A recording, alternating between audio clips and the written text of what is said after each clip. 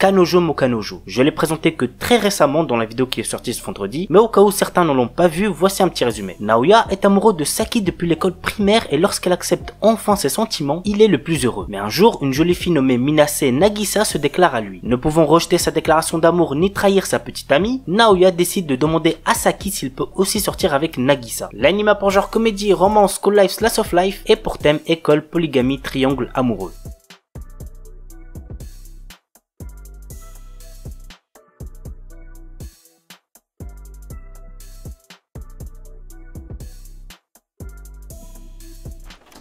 Eon Sedai no Idaten Tashi. Il y a 800 ans, les divinités appelées Idaten sont apparues alors que l'humanité était au bord de l'extinction à cause des démons. Aujourd'hui, les Idaten n'ont plus d'expérience au combat et tentent de vivre en paix avec les humains. Mais les démons renaissent et la bataille entre les Idaten, les humains et les démons est sur le point de commencer. Nous suivons les aventures d'Ayato, un jeune Idaten, et de ses amis dans leur lutte contre les démons et les manigances des humains à l'encontre des divinités. L'anime a pour genre action, aventure, ecchi, fantasy et pour thème dieu, déesse, démon.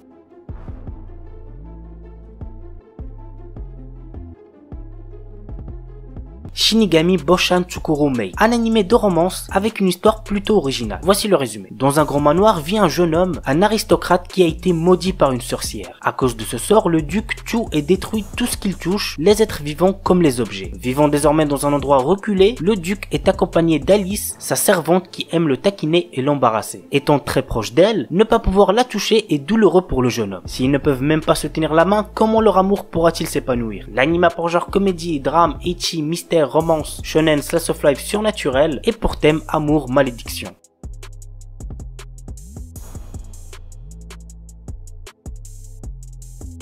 Peach Boy Riverside. Sally est une princesse qui rêve de partir à l'aventure tellement elle se fait chier dans son petit château situé en pleine campagne. Un jour, une horde de démons fait son apparition dans le royaume et met la sécurité du peuple en grand danger. Le royaume va être sauvé par Mikoto, un chasseur de démons. Cette attaque fait comprendre à Sally que le monde extérieur lui est totalement étranger et elle prend la décision de partir à l'aventure. En faisant cela, elle va déclencher des événements qui changeront le destin du monde. L'anime a pour genre action, aventure, fantasy et pour thème démons.